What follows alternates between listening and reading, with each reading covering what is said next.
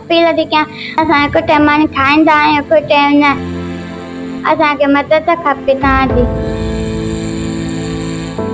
Sir नंढड़िया वो अॼु खपाई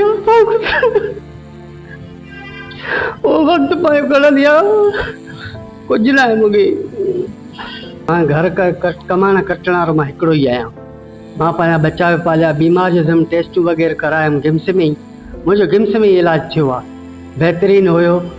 dialysis ते मां चढ़ियल हुयुमि, जेको मूंखे वरी उन्हनि होटल वारनि मूंखे ॾेई छॾियो जवाबु, चए बाबा हींअर तूं आउट थियल आहे, तूं नथो करे सघे कमु, तूं डायलिसिस ते चढ़ियल आहे, तूं हली वञ पंहिंजो इलाजु कराए बीमारी जो जेको बि आहे। मां इलाजु करायुमि, 10 किलोमीटर मुंहिंजो घरु परे आहे।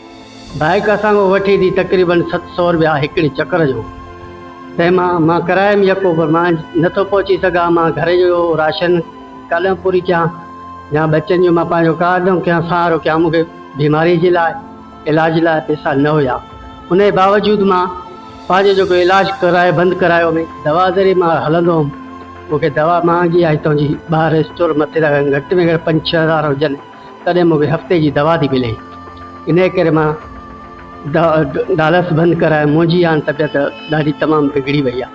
मां इहो ई अर्ज़ु कयां थो वॾनि माण्हुनि खे, साईं जावेद शाह खे, वॾनि खे, साईं भट्टी साहब खे, त मां ग़रीब आहियां, मूंखे हींअर को सहारो न आहे, मूंसां हेल्प कयो।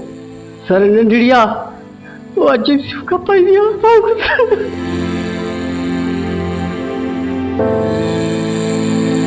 वो वक्त पायो गलत या कुछ ना है मुगे। और चौथे क्लास में असां पढ़ंदा आहियूं, चौथे क्लास में असां मोकिलां थी वञा, मां दुकानु हलाईंदी आहियां। असां दुकान में 200 रुपया बचे त असांखे मानी पचाइण जी बसि रेट मानी बि वधि न मिलंदी आहे असांखे।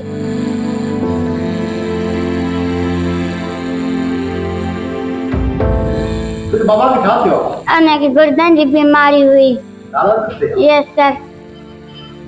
न सर, असां पैसा न आहिनि, मुंहिंजो कमु बि न कंदो आहे।